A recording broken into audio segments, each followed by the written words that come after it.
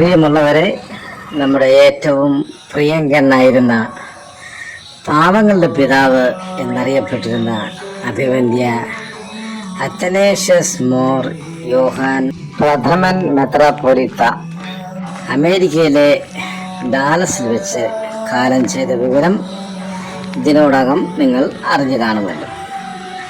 അദ്ദേഹത്തിൻ്റെ ആത്മാവിന് വേണ്ടി നമുക്ക് പ്രാർത്ഥിക്കാം.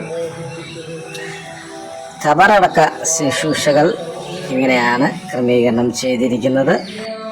20-ാം തീയതി മുഴുവൻ സമയം അവിടെ പൊതുദർശനം ഉണ്ടായിരിക്കുന്നതാണ്.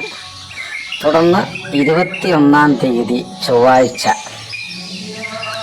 10 മണി വരെയും പൊതുദർശനം ഉണ്ടായിരിക്കും എന്നാണ് അറിയാൻ കഴിഞ്ഞത്. തുടർന്ന് ഖബറടക്ക ശുശ്രൂഷകൾ നടത്തുന്നത് ആയിരിക്കും 21-ാം തീയതി ചൊവ്വാഴ്ച. അമേരിക്കയിൽ നിന്നും തിങ്കളാഴ്ച വെളുപ്പിന്, അതായത് 20-ാം തീയതി നെടുമ്പാശ്ശേരിയിൽ എത്തിക്കുന്നതും തുടർന്ന് വിലാപയാത്രയായി അദ്ദേഹത്തിൻ്റെ ജന്മസ്ഥലമായ നെരണം ബിലീവേഴ്സ് ക്രിസ്ത്യൻ ചർച്ചിൽ പൊതുദർശനത്തിനായി രാവിലെ 8 മണി മുതൽ 9 മണി വരെയുള്ള സമയം ക്രമീകരിക്കുക.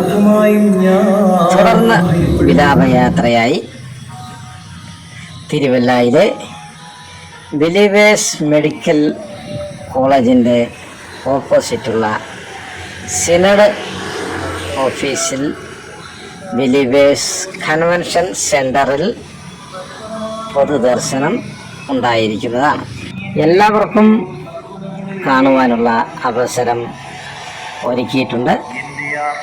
വാഹനങ്ങൾക്ക് പാർക്ക് ചെയ്യാനുള്ള ക്രമീകരണവും ചെയ്തിരിക്കുന്നു.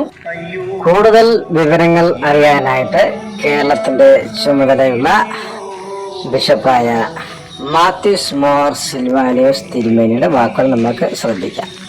കാലം ചെയ്ത ഞങ്ങളുടെ അഭിവന്യ പിതാവിന്റെ ഭൗതിക ശരീരം 20-ാം തീയതി നെടുമ്പാശ്ശേരി എയർപോർട്ടില് ഭൗതിക ശരീരം എത്തുകയും അതിനുശേഷം ഭൗതിക ശരീരം സെന്റ് തോമസ് ഒറ്റപ്പുഴയിലുള്ള സിനഡ് സെക്രട്ടേറിയറ്റ് ക്യാമ്പസിലേക്ക് എത്തിച്ചേരുകയും അവിടെ കൺവെൻഷൻ സെന്ററിൽ പൊതു ദർശനത്തിനായിട്ട് 20-ഉം 21-ഉം രാവിലെ 10 മണി വരെ വയ്ക്കുകയും അവിടെ നിന്ന് 21-ാം തീയതി അവസാന ശുശ്രൂഷകൾക്കായി സെന്റ് തോമസ് കത്തീഡ്രൽ പള്ളിയിലേക്ക് ഭൗതിക ശരീരം എടുക്കുന്നതാണ്. ഇതാണ് ശുശ്രൂഷയുടെ ക്രമങ്ങൾ നൽകിയിരിക്കുന്നത്.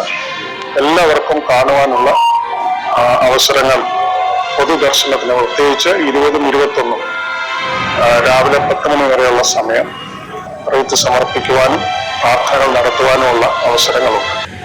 കൂടുതൽ വിവരങ്ങളുമായിട്ട് നമുക്ക് വീണ്ടും കാണാം. അതുവരെ stay safe. God bless you.